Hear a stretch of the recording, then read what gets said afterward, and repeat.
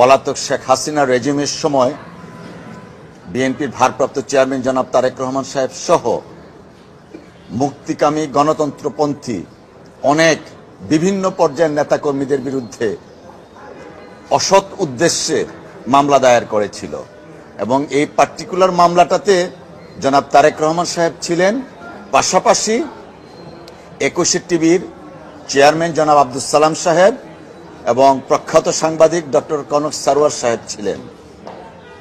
ওনাদের বিরুদ্ধে অভিযোগ ছিল রাষ্ট্রদ্রোহীর অভিযোগ এবং ওনাদের কাজটা কি ছিল? কাজ ছিল তৎকালীন সময়ে জনাব তারেক রহমান সাহেব লন্ডনে একটা বক্তব্য দিচ্ছিলেন, সেই বক্তব্যটা লাইভ টেলিকাস্ট করেছিলেন ২১ টিভি। ২১ টিভির অপরাধ ছিল কেন জনাব তারেক রহমান সাহেবের বক্তব্য লাইভ টেলিকাস্ট করা হলো। এই অপরাধের কারণে ক্রিমিনাল মামলাও না, ছোটখাটো রাষ্ট্রদ্রোহী মামলা দায়ের করলেন, যে কারণে আমি যা বললাম প্রথিতযশা সাংবাদিক ডক্টর কনক সারোয়ারকে দেশ থেকে পালিয়ে যেতে কোনো রকম বা দেশ ত্যাগে বাধ্য হয়েছিলেন এবং তার বোন এই ফ্যাসিস্ট রেজিমের শিকার হয়ে বিভিন্ন ধরনের মিথ্যা মামলায় আসামি হয়েছিলেন।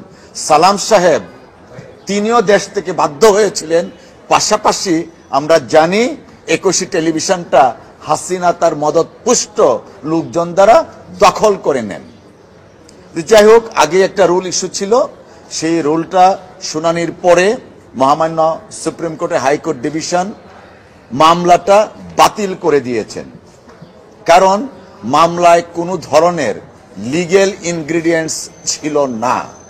মামলা যে প্রক্রিয়া দায়ের করার কথা ছিল সেই প্রক্রিয়ার দায়ের হয়নি। মামলা রাষ্ট্রদ্রোহের মামলা করতে গেলে গভর্নমেন্টের অনুমোদন নিতে হয়, সেটাও নেওয়া হয়নি। অর্থাৎ তড়িঘড়ি করে রাজনৈতিক ফায়দা হাসিলের জন্য এবং জনাব তারেক রহমান সাহেবের রাজনৈতিক ভাবমূর্তি ক্ষুণ্ণ করার জন্য আর ২১ টিভিটা দখল নেওয়ার জন্য হয়তোবা এই মামলাটা দায়ের করা হয়েছিল। আমরা মনে করি এবং তখনও বলেছিলাম, দেশ যখন আইনের শাসন কায়েম হবে এবং আইন অনুযায়ী যদি এই মামলা বিচার হয় তাহলে জনাব তারেক রহমান সাহেব সহ অপরাপর সকল আসামি বেকসুর খালাস পাবেন।